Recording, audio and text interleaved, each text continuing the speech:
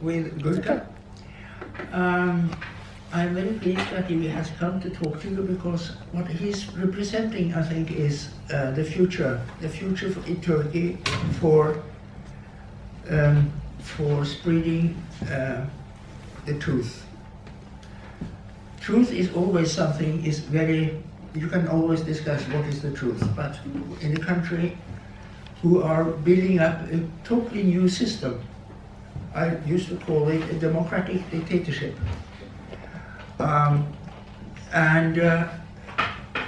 We all know what has happened to the Turkish journalists, the Turkish newspapers, how the journalists have been mistreated, put to jail, have to run away from the country and so forth. So instead, to keep up the civil society and the truth in Turkey, you have to use the social media. And of course, it is a huge responsibility on the shoulders of those who are taking over this work.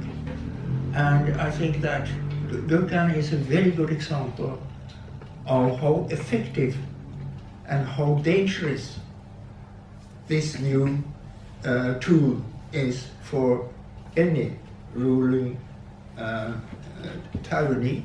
It can be in Turkey or in another country, to see how fast the news can be spread and to create a resistance among ordinary people in different parts of the country.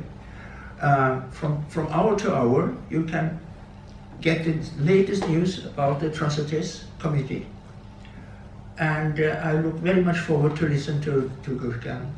So, Gürkan, very much welcome.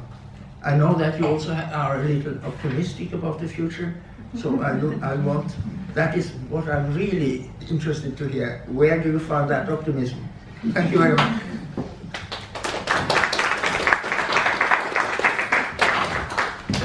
Thank you so much for that introduction. And it's great to be here in Oslo, actually. This is my talk, I guess, if I'm not mistaken. And I have already been speaking at various places this week. But today I'm going to give you a very brief introduction to the history of media freedom in Turkey, and then also discuss what has recently been going on, as well as what efforts we have been showing at my institution, 98 News, as a media platform and as a platform of media activism. So media freedom in Turkey has actually had a great start. It had a start with wonderful passion.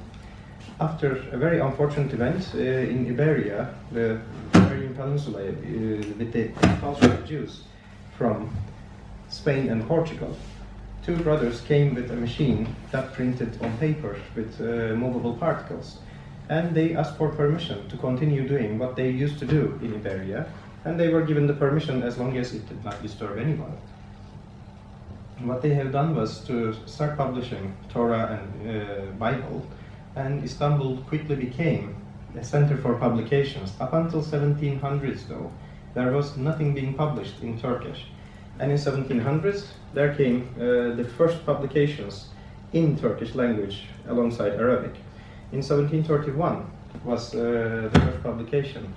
And up until that moment, we did not have in Turkey the cumulative experience of published literature. This is a very significant part because by the time there were dailies circulating in Europe, and when they were started in Turkey, Europe enjoyed a level of literary accumulation that had several centuries of experience, while in Turkey, the people who started writing for newspapers, they had to reinvent everything that their European counterparts were already familiar with. In 1800s, we see the first traces of censorship and restrictions, and these target the publications, the journalists, the publishers, and even the published material. If some of you might know, the Cağaloğlu Hamam, the Turkish bath in Istanbul, was famously burning a lot of books to create that kind of heat to be bathed later on. And that is a very touristic luxury today. But the steps that have been followed in 1800s The statements that we need protection of children from this material because it is spreading immorality, it was used in 1800s and it has been used today. The statement that state must control whatever is being published has been used in 1800s and it is still being reiterated today. The regulations that are targeting free media, they were quite popular in 1800s and again today. The infamous examples that we have seen in those days in the 19th century that are being translated into modern Turkish and are being accepted at the parliament or being issued as decrees, they are today restricting the media in the same sense that they did in over 100 years ago. Throughout this time, there have been several movements that have targeted these kind of restrictions, that have tried to circumvent around censorship. And some of them have been journalists moving outside of the country. Oh. Ska vi ta den ståmikrofonen? Ja, eller en håndhold. Okay. Yeah, it's not working. Would you mind changing to the handheld or that one? No, I can use the handheld, I think. Yeah, that's very good. I'm sorry about this. It's okay. So, is it on? Yes. Okay, where was I? Sorry about the 1800s and the arguments still used today. Movements that tried to circumvent the censorship and break away the restrictions that were repressing media freedom in the Ottoman Empire. The incentive was that journalists were being sent abroad and were encouraged to write from there. Several journalists have published from Switzerland, and their print issues were circulating in Turkey. And then the first news agencies were formed as the Ottoman Telegram News Agency, and later on they were taken over and eventually turned into Anadolu Agency after 1920s. Throughout this time, there have been several attempts to break the censorship, but they have all been met with physical restrictions that were not allowing ideas to circulate freely. In 1800s, there was a very significant incident that Ottoman Empire was sending students to study in Europe so that they would bring back the modernization of Europe into Ottoman Empire. What those students did was to get friends, to become friends, and to learn about the developments in Europe, mainly get impressed by the doings of the French Revolution. And they have been the first ones to start the established newspapers, to start the movements that have called for change in the Ottoman society. Throughout the Republican years, the situation has been always very controversial, that journalists and writers have never been really under liberal laws. They have always been suffering the same consequences that we have been seeing today. So what has changed recently? Actually not much. That what we see today has been going on for a very, very long time. Starting with the first publications in the Ottoman Empire, since the first publishing houses have been started in Istanbul, journalists have been targeted. They have been shown as targets by authorities, and they have been subjected to physical violence. They have been subjected to censorship, and their publications have been collected and burned, and they have been taken over. And this has not really changed that much. But in the last 5 years, something has changed. The digitalization of media has enabled us to see the world in a different place. While circulation of print media relied on a structured distributor and willing shopkeepers or newspaper salesmen that were open-minded enough not to hide the critical publications or the publications that they did not really agree with to circulate around, digital media is much easier to circulate. Some of you, I'm sure, know the Gezi Park protests in 2013. That was a turning point for Turkish media. Prior to that, there have already been steps of digitalization. But with Gezi Park protests, there has been taken a huge leap forward in the sense of digitalization and media freedom. That was a de facto move to publish your articles that would circulate around the communities that would previously not be able to get your issue on print magazines or papers. One of those newspapers is actually Evrensel. Evrensel is a fringe left-wing newspaper in Turkey that doesn't have higher sales on a daily basis, more than 20,000. 20,000 issues across Turkey in a population of 80 million citizens. That is quite low. But during the protests, Evrensel, through its Twitter account, has actually reached more than 2 million people with each article. And this was a breaking point for them. During the time when conventional mainstream media was being forced to air penguin documentaries, alternative media has discovered the marvels of digitalization. Evrensel has also been one of the first papers, maybe in the world, to appear digitally. In 1994, they were the first ones to publish a newspaper online in Turkey. And ever since, digitalization has been growing. So at this point, I would like to tell you a bit about our news platform, DocuSite News. But maybe before that, I would like to mention the best-selling newspaper in the Turkish history.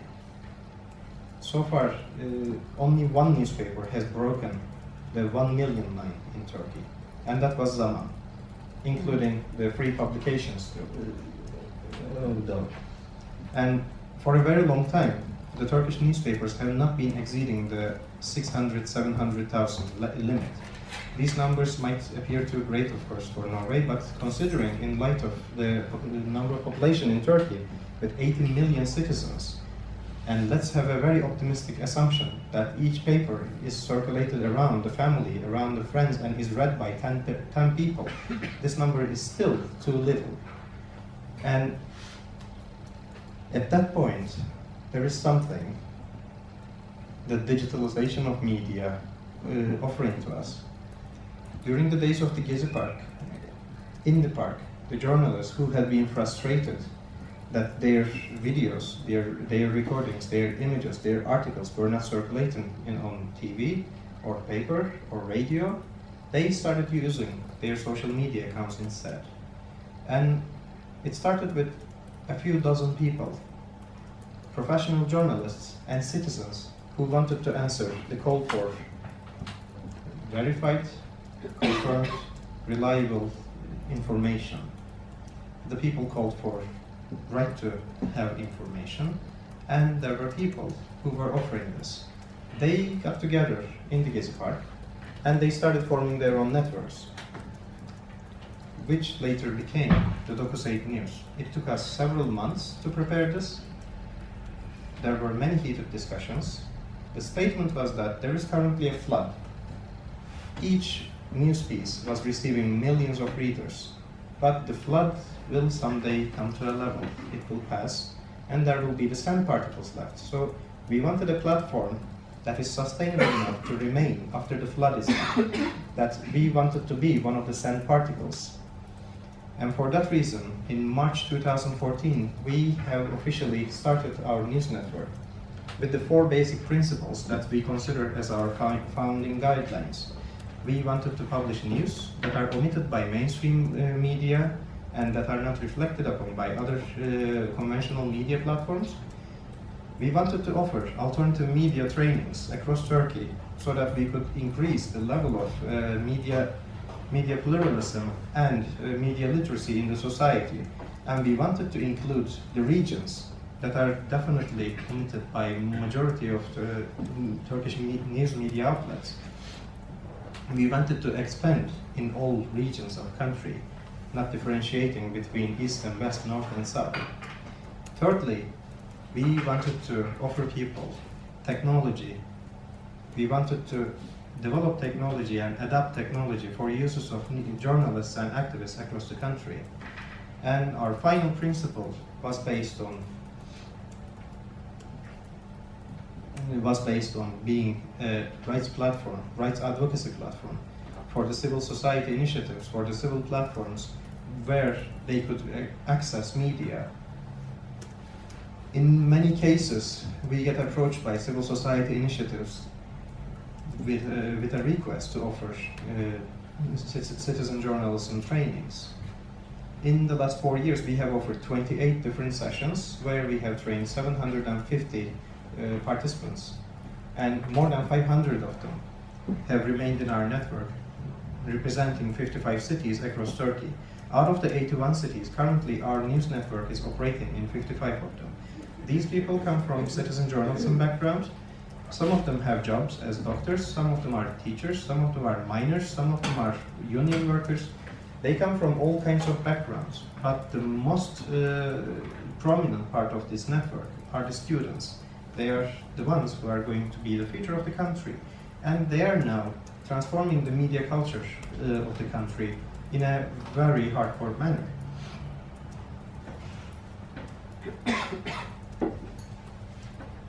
This actually gives me a lot of hope, in fact, Eugene. I am generally considered a very pessimistic optimist. I try to level it in the field of realism. Yes, we are living in a very horrible period, but this kind of pressure is in fact forcing us to become more creative. We are forced to discover new ways, and for that reason we have also developed our network to be creative and to be able to offer access easily. In the past 1.5 years, our news network has been raided by the police. We have been shut down with a decree order during the state of emergency rule for supporting terrorism and being in line with terrorist organizations, alongside 375 other civil society organizations. Among these organizations were children's rights groups, women's movement groups, the LGBTI networks, and similar ones. So these organizations have been shut down by a decree, and our network has been a target of this decree too. But we continued. Our website has been shut down. We decided that we do not have to have a website. We did not rely on one platform only. We did not have to limit ourselves by the perception that we are being targeted, thus we must keep silent. We were dedicated to getting the news out there. We were dedicated to bring voice to the people who could not otherwise speak. And for that reason, we did not give up publishing news. Across the country, we have been increasing our capacity. On the day of our shutting down, we had 250 people in our network from 30 cities, and our daily impressions on our news was 700,000. And last I checked, several weeks ago, we have more than 500 citizen journalists from 55 cities with a daily reach of 1.5 million. This has been the increase in 1.5 years. And we are dedicated to this plan. We are planning to do more. In the next 6 months, if everything goes as we have been hoping, this 500 will increase to 2,000. With the upcoming elections in Turkey, we are planning to expand even further across the country and cover the whole map.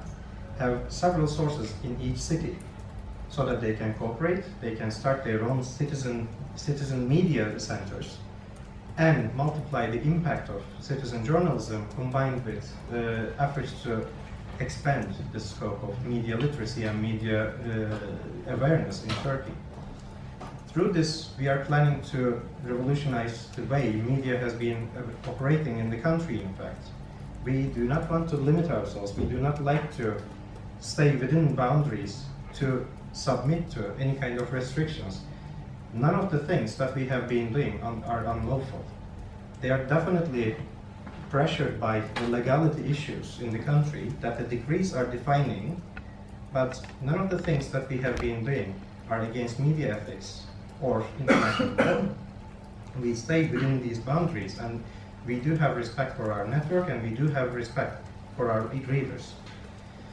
By publishing these news, 1.5 million impressions actually is not even close to our ambitions. We are ambitious enough to dream even bigger. There are many other news platforms that are also operating digitally, both in Turkey and in other countries. And among these networks, among these platforms, there is something that disturbs me personally. That they are using a very hostile language that pushes away the people whom they should be actually convincing to come closer to the center. That is something we avoid in Turkey. What we do as Dokusate News is use this method that we call in the newsroom as cool language, the cool journalism. We do not like to differentiate people. We do not like to label anyone. We do not like to use adjectives. We do not like pushing people further than they already are. What we do is give the news as it is, define the things as it is, define groups as they define themselves. If a group defines itself as a certain XYZ movement, this is how we use the definition. We do not put adjectives before their name or before anyone else's name. More than one occasion, we have come to receive comments from both pro and anti-governmental people. Why don't you use this and this word? Why don't you call it by its true name? And these were all very opinionated words. That is something we avoid. We try and hope that it will be possible to bring readers to a common understanding so that they can communicate, they can have a dialogue, they can discuss possibilities of finding a common solution to the problems that are disturbing all of us. Media freedom is not and cannot be limited with only one group targeting the other one, or one group having a hegemony over the other one. Unless they can all agree, it will not be possible to find a solution. And with that, I would like to actually ask if you have any questions so far, which I do. Actually, I think we have to change. I'm sorry about this. It's really not my fault. Okay. No, so if you take this, then we can button around. All right. Yes, of course. We just have to be practical about it. Yeah. Yes, Tom? I've just got two small questions. One is about editing. So do you do your citizen journalism training and then accept the articles? I mean, do you edit all of the articles, or do you rely on their discretion before you put them onto Twitter, which is one of your main platforms? And then does Twitter not, does the Turkish government not try to get Twitter to block you sometimes? A great question that I had forgotten to mention. So this is why these questions are very important. So what we do with the editorial process is that we have prepared our editorial guidelines that we will rely on these rules. And these are the guidelines that we have come up with through months of discussion with participation of journalists, academics, communications experts, and citizen journalists of the time in 2013 and early 2014. Through relying on these guidelines, we have come up with a certain method that we will offer trainings and trust the people in the regions that have come out of our trainings. But even then, we will not completely be certain that while we have given training to this and this person, we cannot take everything for granted and we take everything to be true. People can be emotional, people can be deceived, people can have all kinds of opinions. So for that reason, whatever we receive, any critical information, we will go for a second source and check if this has been actually the case. In the last few months, there have been several cases that we have received certain information from our own network, from our friends that we consider to be quite accurate people. And they were a bit hasty in getting hold of certain info and sharing with us, thinking this is very critical and must be published immediately. We have kept them waiting. And then on the second day, they were asking, why? Well, we had to verify. We have to verify. We have to go find second or third, if necessary, more sources. We have to make sure that we are given accurate, reliable, and correct information. Other than that, we would be betraying our own definition of ourselves. And that is our editorial process. Currently, we have 3 full-time and 1 part-time editors in our newsroom that are operating in the Turkish field. And we do publish everything in Turkish, and we do publish very critical information in English as well. What gets collected in the news center? When a source from the region sends us something, we first publish it in our social media platforms. We heavily rely on social first principle because that is where our readers are. I have already told you about the number of readers of print newspapers. the best-selling one selling not more than 600 or 700,000 on best day. And there are currently more than 13 million users on Twitter. Majority of the people, they rely on social media. They rely on Twitter, Facebook, YouTube, Instagram even for their news input. And we have always been thinking that we will be where the readers are. For that reason, we heavily rely on social first principles. So when we receive an input, we first publish it on our social media platforms, and when there is enough content, we pull this into our website, merely for archival reasons, in fact, so that people can go back in time and check what has been going on in Turkey in a slightly more organized manner. Then again, we never fully trust social media companies either. In 2016, our Twitter account has been blocked by Twitter with a court order from Turkey, and we had to delete a few pieces of news to get our account back. And no private company can be too trusted when it comes to media freedom, of course.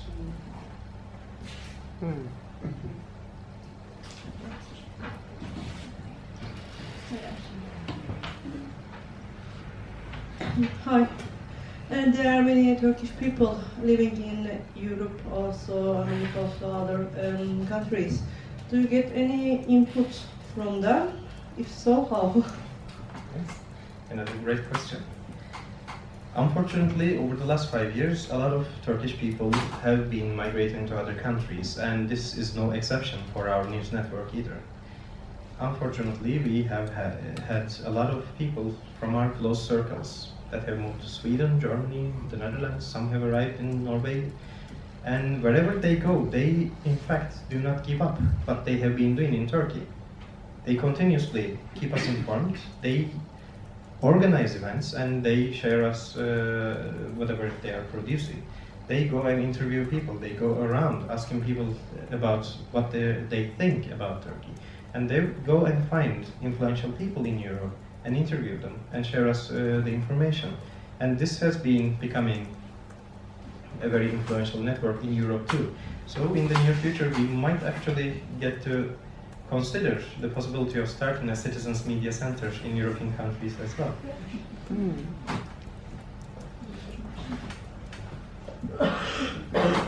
You said that you're not relying completely on the private information from private organizations.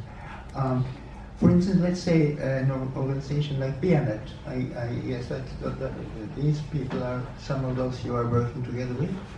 That's one question. The other question was, when you publish something, is it anonymous, or do they publish under their own names? With BNet, the independent communications network in Turkey, as a news platform, we do like cooperating, but we do not rely on private companies such as Twitter or Facebook or Snapchat or others. So it is the social media companies that we do not rely on. But we do have a journalism solidarity network that BNet is also part of. The operating alternative media, independent media, is growingly more cooperating these days. The level of cooperation and solidarity among the journalists is increasing even higher, and thanks to all your efforts, after each Cumhuriyet trial, after each release of a journalist, this has been gaining further and further momentum. And most recently we were with Ahmetçik, and he says hi and sends his greetings for all the people that I would see while in Oslo. And he was also grateful for PEN Norway's support for the observation and campaigning in Turkey. And your second question was? Whether it anonymity. The people in our network, if they choose to be, they may remain anonymous. And in some cases, some citizen journalists in our network who live in critical cities, critical zones, mainly conflict zones, they want to be named as a source in these cities, but we offer them the anonymity. We suggest them that they do not publish this piece with their name. So if they choose, we allow them to publish things anonymously. But this is no reason for not checking the background information either. So it will be verified. We will know the sources, but as part of media ethics, we will not announce this. There's another question down here. Okay, so thanks for your presentation. After covering Turkey for a while, I noticed some blind spots with both the Turkish media and international media covering Turkey. And there are some blind spots that you can't excuse by referring to the political situation, because there are certain areas that are not covered. For example, the politics and economics of the Turkish football.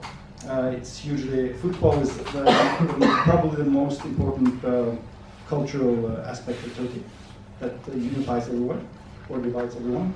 And there's also like the politics and economics of the tourism industry and certain aspects of Turkish industry, like the textile industry or the automotive industry. So if we just focus on football, why do you think that nobody is covering the economics and politics of Turkish football?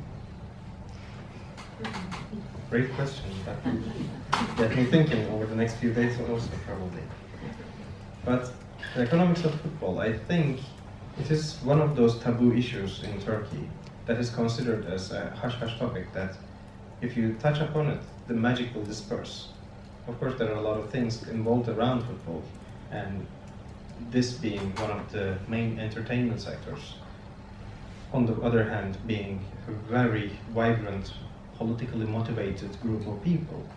So Çarşı, for example, the Beşiktaş supporters, they have been quite vocal, and the moment they started becoming more present in press and in the streets, they have been heavily repressed. They have been targeted by the government, they have been targeted by many other pro-governmental groups, and even though they have not shut up or completely dispersed, they have become less effective, less obvious, less active in a way. But I do believe that it is being used almost in the same sense that many countries use religion to divert attention from certain things in the society. Football, unfortunately, becomes very apparent in the Turkish society. Whenever there had been a crisis, football would be the remedy. But I also sense that it is becoming less and less significant in the society.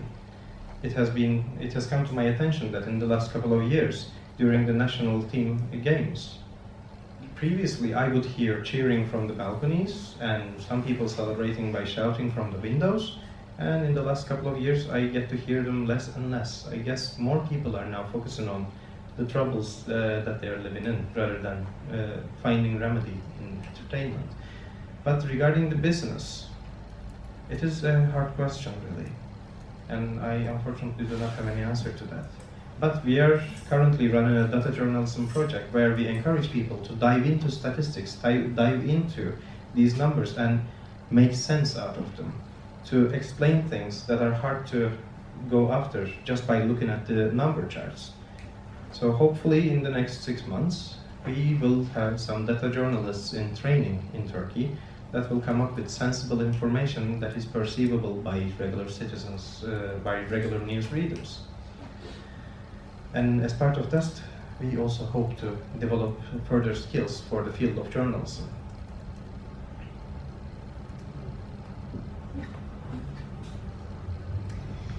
You told a little bit about the training that you're doing for citizen journalists, but what about security training? You say it's maybe sometimes you suggest people to be anonymous, but what about like using different technology, cryptation, or what kind of communication can you have, like protection for sources and for the people who participate? Yet another great question. So in our trainings, we offer people the basic 13 modules that we offer to all citizen journalists. When we make an open call and people apply for these training sessions, when we receive a certain number of applications, we sometimes go ahead and ask people about what their expectations are, and depending on that, we present our curriculum. Our curriculum is based on 13 modules, which varies from what is news, how to write news, what is considered to be salient issues, and While doing this, we also offer workshop on writing news pieces. Then there is the part of video journalism. We teach them how to use the camera with angles and lenses, then various tools and technologies that are used for video and photography.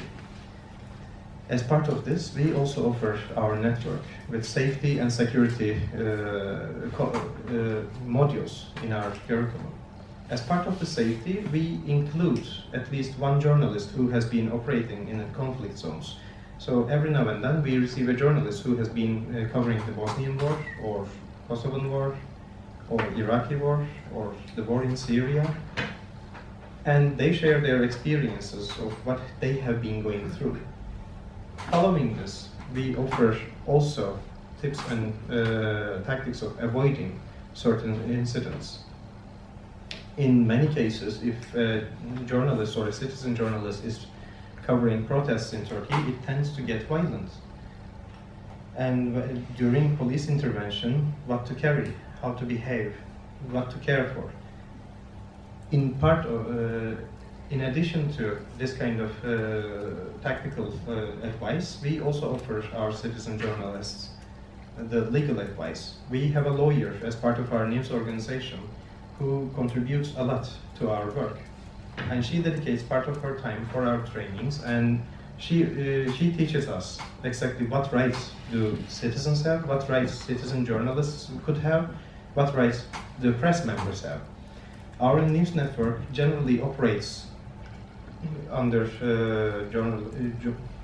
journalistic protection, in the sense that we have a closed network of very active citizen journalists that are sending us information almost on a daily basis. This group is around 30 to 35 people, and for them we offer institutional press cards as well as the International Federation of Journalists press card. And if these two cards, the IFJ and Locus 8 press cards, do not protect them from police custody, then our lawyer gets into the line and she's the one handling their case. And yet, in addition to the legal counseling, we give first aid training, because in the past in Turkey there have been many incidents that there have been twin bombs, and during these explosions many people have been hurt, and despite saying that we are training journalists, we are still dealing with human beings, so they cannot remain completely calm facing a violent incident, and it is crucial for them to learn first aid, and not only for journalists but also for all citizens actually to know the basics of first aid. And our last point in security safety issue is the psychological safety. Physical safety is one thing, legal safety is one thing, but it is very unfortunate for me to say, and it's also a moment of pride maybe, that we are unfortunately the only institution in Turkey that offers self-care and psychological counseling regularly for our newsroom. It is also part of our training sessions that we offer techniques on how to prevent exhaustion and burnout cases among journalists and editors and writers and citizen journalists. We are in close cooperation with Turkish Psychologists Association, and a clinical psychologist attends every training that we conduct, and she gives information on how to prevent these cases. Then she also presents a guideline for covering sensitive issues such as assault, such as suicide, such as murder, rape, etc. How to form a language, how to form a rhetoric around these issues, so that it doesn't create secondary trauma among the editors or the newsreaders. And she also comes to our office on a weekly basis and has a self-care session with the citizen journalists in our network who are available to join us, and the editors in the newsroom, so that we do not lose any editors to this kind of pressure. We want them to keep happy. And that was, I think, the last of safety part. Then there is the security part, as you have asked about, the communications. We do use, in fact, a WhatsApp channel, we do use a Telegram channel, And we mainly rely on Telegram as a newsroom communications tool. And there is no reason behind it other than Telegram being very efficient when it comes to sharing videos, photos, or using it as a cloud storage base, because it allows us to use 10 gigabytes of information. And for that reason, we rely on Telegram for internal communication for the newsroom. But during our trainings, we also offer digital security training that covers many issues, primarily data safety, password safety, and safety for the devices. And through these, our participants in the trainings can learn the basics of these programs, and if need be, they can join our advanced sessions, which we try to make available at every opportunity in our offices. In Istanbul, we aim to start a training center in our offices, and if everything goes as we are planning, we will be able to offer these trainings much more often, perhaps on a weekly basis. Currently, they are being planned and held at various locations across the country, but even in Istanbul, it is logistically not possible to hold them immediately. But in the near future, we will be able to gather people around, perhaps in groups of 10, and offer them these trainings. But also in the meantime, we are creating video training sessions so that anyone across Turkey will be able to get online and get onto this platform. They will be able to register, and they will be able to follow our trainings in an online platform. They can watch the videos, and if their interest is increasing, they can then come join our regional trainings. Apart from the regional trainings, which rely on these 13 modules, we also offer thematic trainings.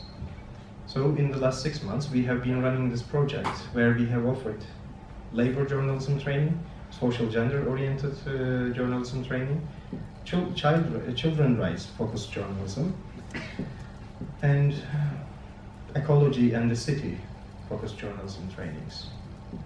And in these trainings, we have gathered activists and social platform members from across Turkey, and they have formed a network of communications.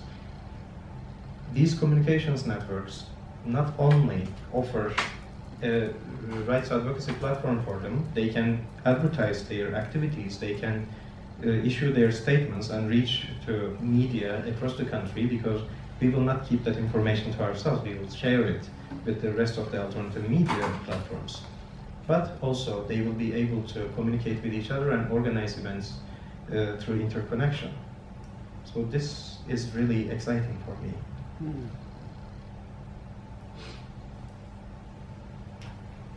Any more questions? Yes, I was just wondering about your contact with the world outside of Turkey, international journalists and media. Do you see and feel their presence in Turkey, and do you have anything to do with them? Do you collaborate, or do you? Well, transnational journalism has always been an interest of mine, and since 2007, when I first started writing, at least semi-professionally, I have always been interested in being part of a transnational media network. I first started regularly writing while I was studying in Sweden at Uppsala University by encouragement from some of my professors. They had been wondering why I had not been writing down my ideas. And this seemed like a very good idea, because previously I had been keeping it to myself, but I had been writing. And then, that also being the first moment, has defined the way I approach news in a way. Because I started writing in English in Sweden, and I continued writing in English, and I still feel that I can elaborate my ideas much better in English. And since last year, that is also one of the reasons why we have started publications in English too. But collaborating with international networks has definitely been very influential in Turkey. I remember the case of the 2014 censorship bill. When it was first brought to the parliament, it was not faced with an uproar. Even the digital rights and liberties activists did not have much to say, because not much information was getting out. And then, some of the members of the parliament from the opposition parties, they wanted to know what they can say to react against this, because they were not proficient enough, I guess, to come up to the parliamentary floor and say a few words against the governing party's proposal. So we have tried to notify the media, conventional media, to come up and to investigate this situation and to ask the relevant questions to the governing party and the opposition parties.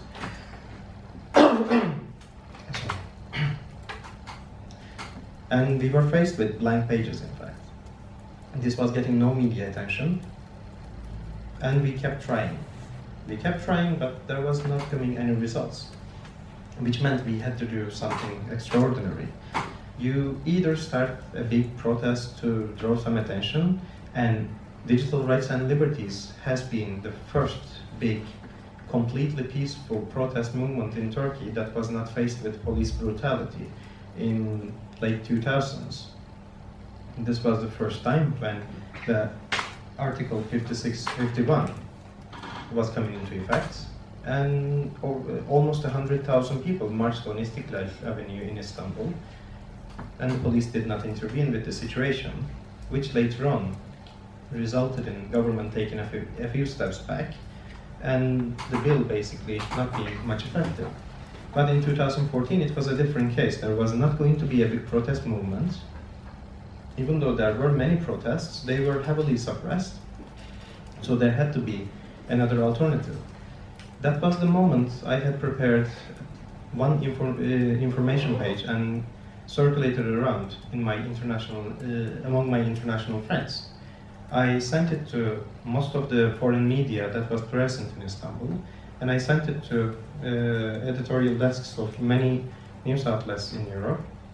And over the course of 3 days, more than 50 interviews have been conducted with several people in Turkey, and in no time this was getting into the headlines in Europe. And it suggested that there is going to be censorship in Turkey. In the coming days, the supposedly independent media, the big part of the conventional media in Turkey, they stated such headlines or stories. There are such rumors in European countries that the upcoming Internet Regulations Bill might contain some restrictive measures that might not go in line with citizens' freedoms. They couldn't call it censorship, but the debate had begun. And this was thanks to the transnational approach, that the international bodies, the international media has been notified, and they have elaborated this, they have written about it, and they brought the subject into agenda in their countries, asking the Turkish government what you are going to do. And that was the moment they had to comment. And that was also the time we received absurd allegations and accusations and definitions, insults maybe. That was completely out of line. The government had taken some measures to stop this circulation, but by 2015, this bill was killed by the Constitutional Court. The Constitutional Court, seeing how salient the issue had become, stated that such a measure would be against the Constitution. That would be a limitation of citizens' right to information as well as freedom of expression. And later on, under the state of emergency rule, this has been applied in a de facto manner. But legally, it was killed in 2015. So, transnational approach has in fact benefited the struggle for rights and liberties in Turkey. Just as well, it could benefit Hungary, Malta, Slovakia, in all the troubled countries, because the struggle for rights and liberties cannot be limited in a geospecific location. It cannot be contained in one space. If there are problems in Turkey, this means in no time it is going to be reflected in Europe. It's going to spread in Turkey's neighbors and then in other countries too. Any restrictive measure definitely tends to spread around. Generally, when an activist or a media professional gets detained in Turkey, The accusation is that you have received some international training on this. Well, I have been reading the Universal Human Rights Declaration to begin with, and then there have been many courses that I have taken that have taught me about media ethics, the rights and liberties, and the history of human struggle for liberties. But while passing this accusation so freely, they do not realize that the repressive attitudes, the repressive measures are also on the rise globally. The things that are happening in Turkey are only the pretext of what is going to happen in the world, in a way, unless they get stopped today. And for that reason, the transnational approach to rights and liberties struggle is always very important.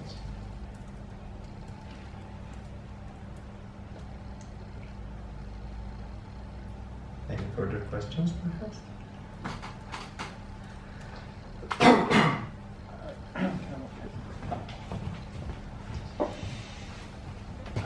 Just wondering about the financing of your network. Maybe you said something about it.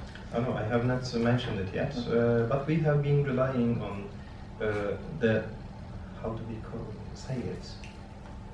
The self-resources, own resources, which we call the pocket money. It started with a lot of self-resources, so we turned to our families. We demanded that they support us in the process of establishment of this network. We have put what we have on the table, and then we have set up our news organization. And of course, this would not be a very sustainable method unless we did have some huge investments in some sectors, like many other media conglomerates do. But we did not. Coming from not so hugely wealthy families, we have also started looking for funding from several sources. And in this manner, the Swedish Consulate General in Istanbul has been very generous in the first steps, and then the Embassy of the United Kingdom in Ankara. Then we have turned to the European Union funding, and while we were in the middle of a project that we were running with the European Union, our association got shut down and all our accounts have been frozen, which means we lost our support. And in the coming year, in the year after, we have again received support from the Embassy of the United Kingdom. And then this year we have started receiving support from the Embassy of the Netherlands through the Matra project. And in the last 4 or 5 months, we have received some support from the, is it the Oslo Mets or Oslo University? Or Yeah, no, Oslo Mets. I'm still confused about the change of names, but Oslo University has supported us for a training. And also the generosity of the Social Sciences Association of Norway. If that is right, you can probably correct me with the name, I'm not sure. It was a long name. And they have supported us. And Norway has also, or am I mistaken? You are mistaken, but we would love to. Okay, then I'm mistaken, because the Social Sciences Association was referred to me by Norway. I was a little confused if that was a joint support. No.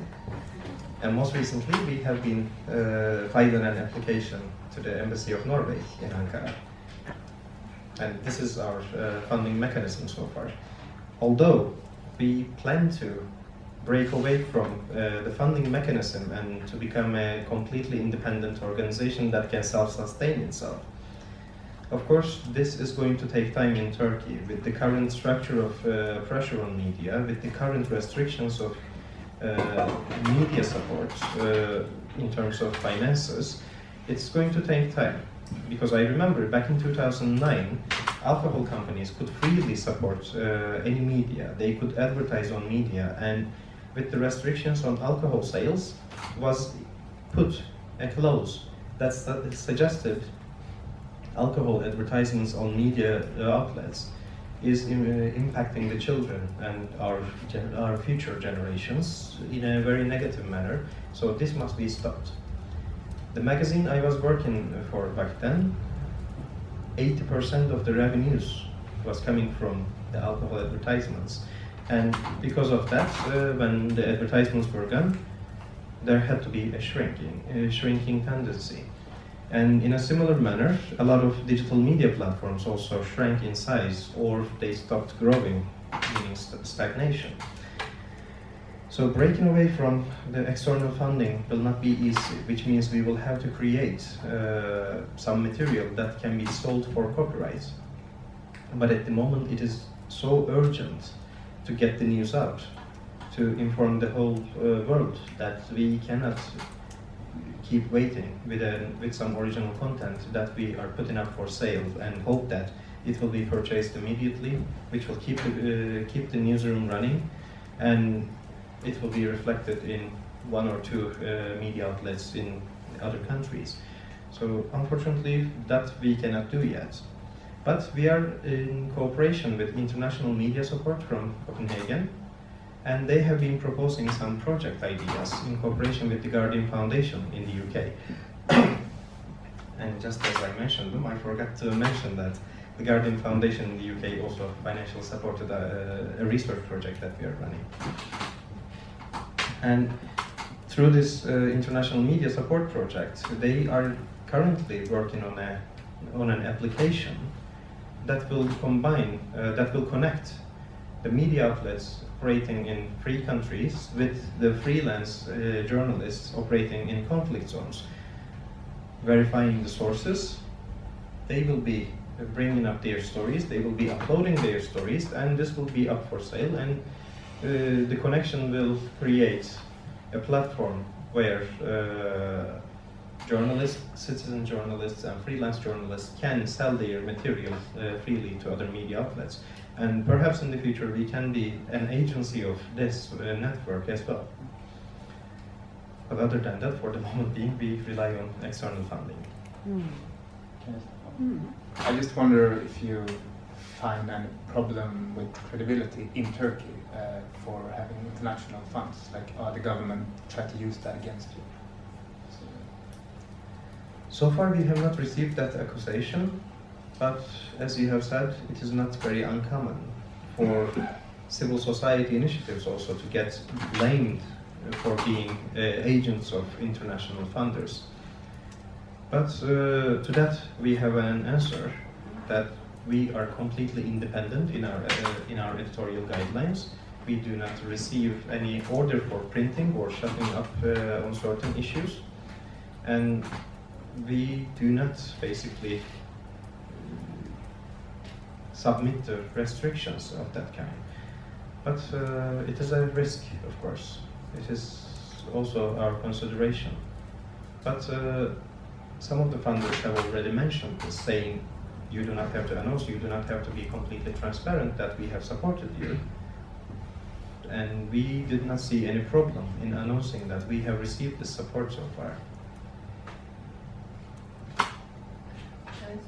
Yes, please. I just wondered, like, in terms of your editorial policy, do you have any? How do you tackle reporting on Kurdish issues in Turkey and in Afrin at the moment? How do you mean? Well, do you have just reporting facts issues, or I mean, I think some of the Kurdish news is the most inflammatory or the most sensitive. The government is the most sensitive to that news, and just closed down as good as democracy, and so they'd apparently filed suits against them in February and March for crimes against the press and anti-terror laws because of their reporting about Afrin and incursions into northern Syria. So I just wondered whether you keep the same editorial line in Kurdish news coming from Diyarbakir and areas, or do you have to water it down and be more sensitive? Previously, what I mentioned as cool journalism, the non-inflammatory speech basically, is, I guess, currently protecting us from being targets of such applications. We have in our network, as embodiment of our motto, the intersection between the dynamism of citizen journalism and the experience of professional journalism. We have a lot of young people, and we have experienced that. The younger people that we have in our network are more prone to using this kind of language. They get quite emotional very easily, and they like to do something And in order to do this, they want to use some style, some language, some rhetoric that is not welcome in our news network.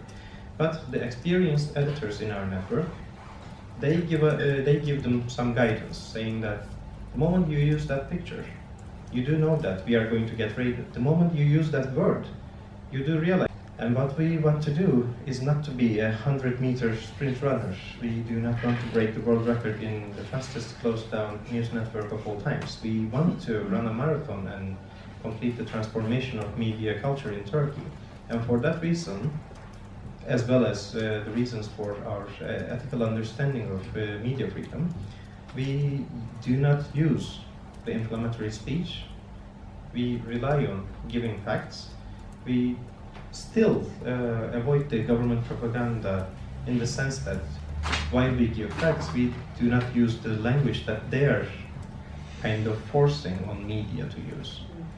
So you know about the issue that the Turkish military has come up with this ingenious plan to call the soldiers that have lost their lives as martyrs, and the combatants on the mountains as, how do they say it?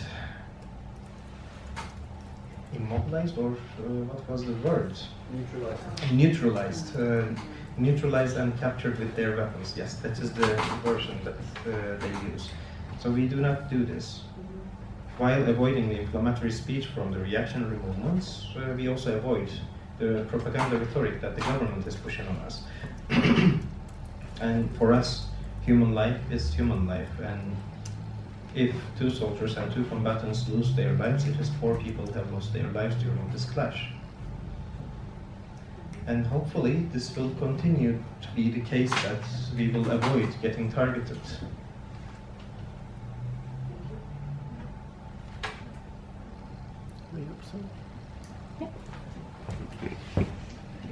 If it's okay. I just wanted to go back to you saying that you're a pessimistic optimist. So I can understand maybe why you're a pessimist concerning the situation in Turkey. So what is making you an optimist? Do you have any thoughts on what will happen in Turkey in this year, maybe next year for the elections, like you're in a state of emergency, journalists are being jailed basically every week maybe? So the pessimistic I can understand, but yeah. Well, the pessimist in me has not been understood for years, and back then people were asking me, what do you have a reason to be pessimist about?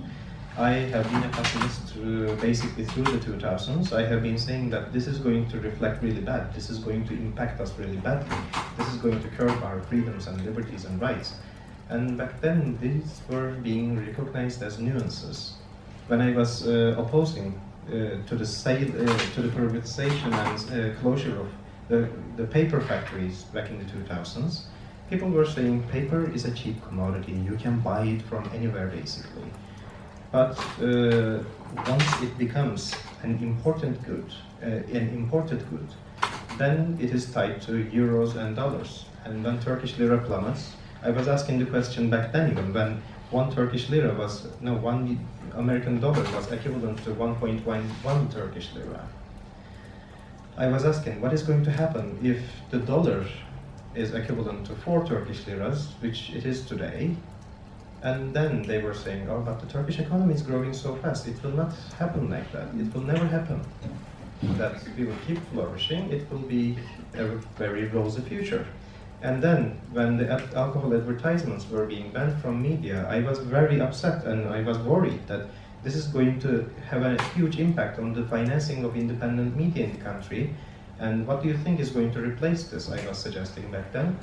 And again, I was accused of being too worried and to relax. I was suggested to relax a bit. And today, when I say I'm optimistic, again, the same people are saying, how can you be so optimistic while the hell is breaking loose? Well, the hell is breaking loose, but there is a great resistance to it. There are all kinds of pressure being inflicted on people. Currently, the government somehow controls more than 99% of the operating media in the country. And they have made an alliance, the governing party has made an alliance with the 4th biggest party in the parliament, the far-right MHP. And combined, they have more than 60% support, according to the number of votes they have received. And during the referendum campaigning process, for example, if we remember that period, the opposition parties or the no campaigning parties, they have been restricted in every manner. They have been denied media presence. They have been denied rallying opportunities. Municipalities have banned their events. They have been threatened. They have been physically assaulted. And when we look at the results, if we take them as accurate results, there is 52% yes and 48% no. But when we consider all these measures that I have just told about, they should have got at least 80%. And any point less than 80% seems very optimistic to me at this point. And there is an unbroken social resistance at the moment. When we think about, for example, the uniforms case, the government has come up with this plan after the coup attempt in 2016 July, that the people accused of plotting in the coup should wear uniforms during court hearings. And then they have expanded the scope of this idea to offer uniforms for all prisoners, to have uniforms specifically for court cases on the day of trial. The military junta in the 1980s have tried this as well, and they have failed miserably. Back then, basically what you would see in the courts would be a lot of men in their underpants.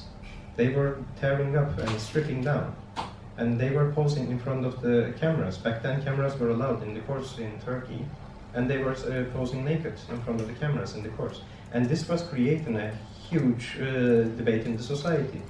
And this uniform incentive back then was defeated, only to be brought back to life these days. But I currently do not see any application of this, and it has been more than 6 months that they have adopted this. The uniforms have been produced and sent to prisons, but I don't think the government is going to take the step and apply this. Mainly because they do realize, I think, that the society will react to an already closed chapter. And in terms of rights and liberties, yes, there are restrictions forcing them back, but once somebody gets used to exercising his or her rights and liberties, this person will never go back again to being a submissive, restricted subject to the power. I see liberalization in a very one-way manner, actually. And that also gives me hope. Of course, it is a very bumpy road, but it has only one direction, I think. And even though sometimes we feel like we are taking a few steps back, that I think is only to take some strength and move forward. And once these restrictions are gone, I do believe sincerely that we are going to take a huge leap forward.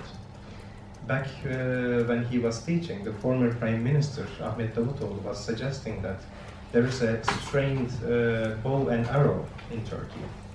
And he was accusing the secularists to have pulled Turkey too much west by force. That once the pressure is lifted by the secularist elite, now it was finding its original source in a conservative nationalist entity. But I tend to see this also going the other way around right now, that the country is now being forcefully becoming more conservative, or at least at the system level, that once this pressure is lifted, it is going to be more liberal than ever. Already we see the impacts of this. A close friend of mine has completed his PhD dissertation on secularization in Turkish society. And he also tells the story of how he had been rejected 400 times for his PhD application. Mainly, people did not believe, the academics did not believe that what he was saying was true. He was proposing that Turkey, under the current AKP government, is in fact becoming more secular. And he was saying that secularism is at the level of the individual. while the state might operate in a different strategy, just like a teenager being forced into a certain behavior is acting the other way around, he was suggesting that the society is also becoming more secular merely because government is adopting all these conservative measures. And that kind of secularization, when explained in numbers, is also giving me hope, I must say.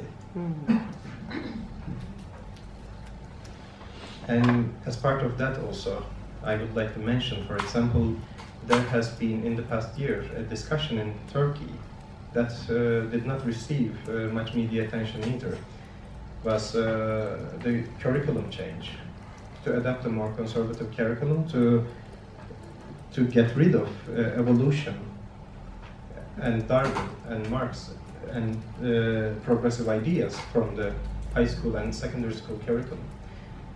This step was taken by the government, but this process has also mobilized a lot of people to actually reclaim these ideas.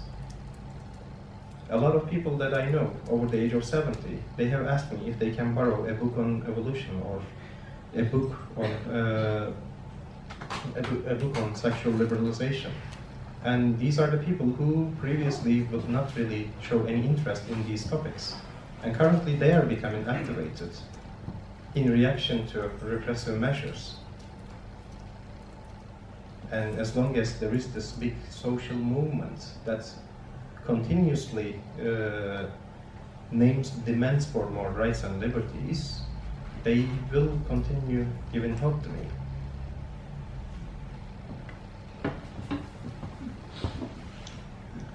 One more question.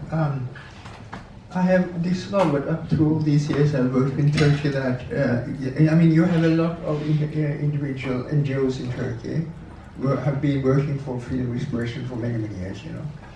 And most of them are made a very good job. But it's one weakness I've discovered, and that is that all these different NGOs, they are supporting themselves, but they're not been very clever when it comes to supporting each other. So they have, in a way, been isolated.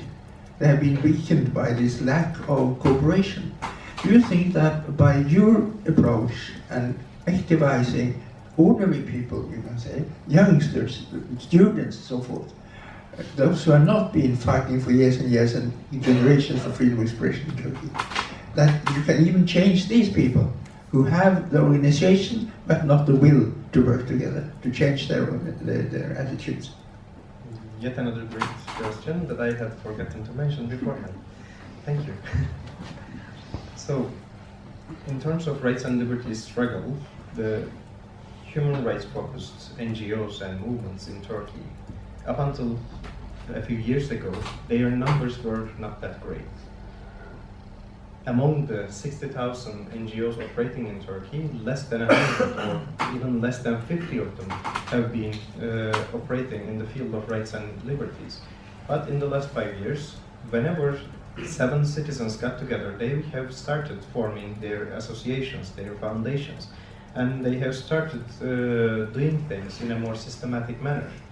And I do believe these young people, they will also change the culture of civil society in Turkey. But of course, we are not going to turn our backs to the existing networks whose brilliant work over the decades has benefited us so much, and their struggle has enabled us to have the current mentality of, or the understanding of liberty today. In our network, we have an open invitation to all that are ready to join, ready to share news, ready to supply the society's demand for right to information. It has come to our attention many times that the people, the representatives of organizations that generally do not want to be in the same area code even, let alone the same space. These people, when invited for the sole reason of sharing news and making news and to supply the society's right to information demands, they actually tolerate each other, and they come join our meetings, join our trainings, join our events, and they remain in the same place. They do realize that they do not have to become great friends, but they need to tolerate each other so that we can continue this joint effort for taking a step forward. And I also agree with you that the young people that are currently individually participating in this network, I do believe sincerely that they are going to have an impact on the future of civil society in Turkey. Previously, there have been many nonsensical clashes between certain individuals, certain activists, certain movements, but this is changing now. Right now, what I have been seeing, what I have been witnessing in our network is the independent individual participants are creating an atmosphere of dialogue. Of course, we are enabling them, we are supporting them in their initiative, that they should create further dialogue and invite everyone so that we can discuss matters and find a solution all together.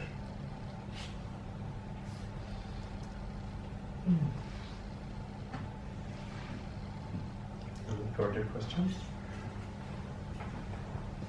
I was about to say that you have given us a little bit of hope, dialogue and hope for the future of Turkey.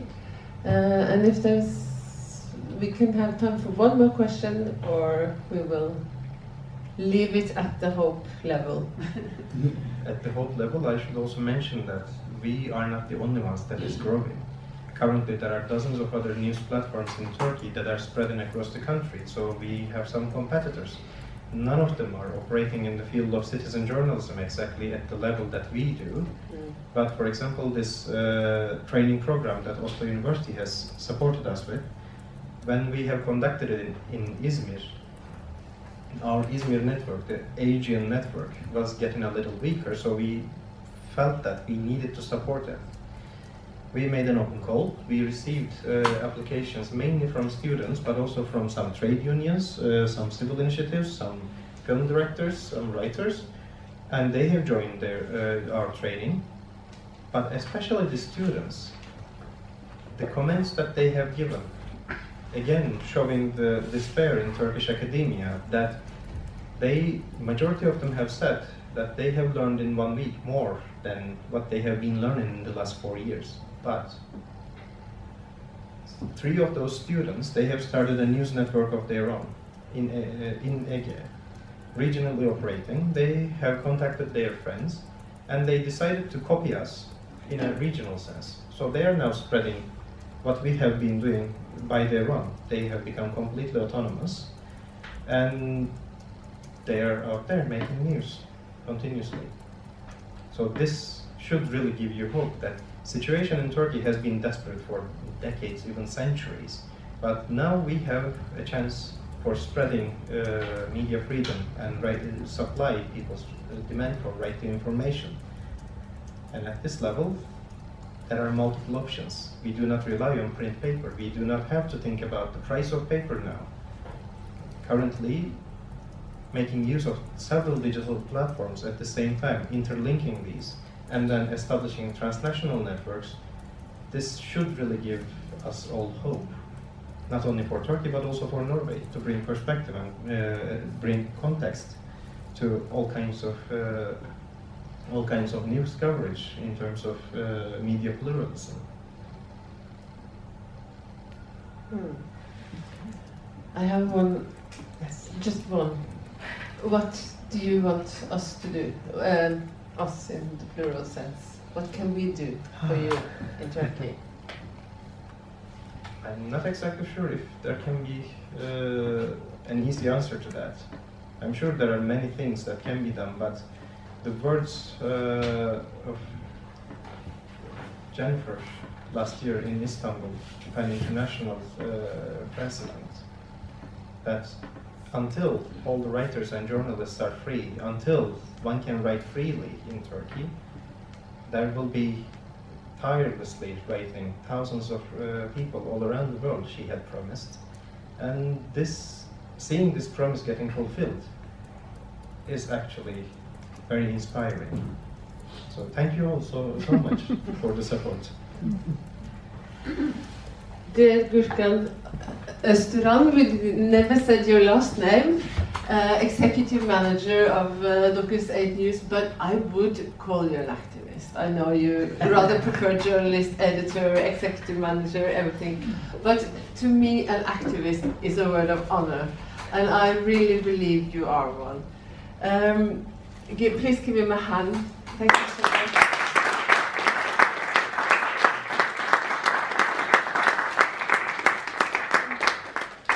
I have a little censored thing for you.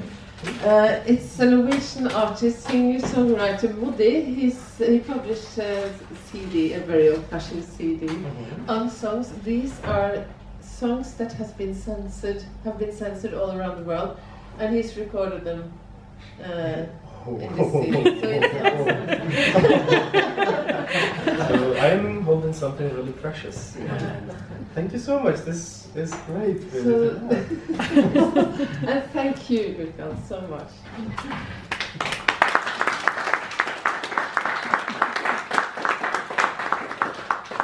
Og takk til alle dere som kom. We will go downstairs in the cafe. I suppose you are available for talks. Yes, of course. And please do not hesitate to take the brochures and the cards over there. And you can contact me anytime. My phone number and email address is written over there.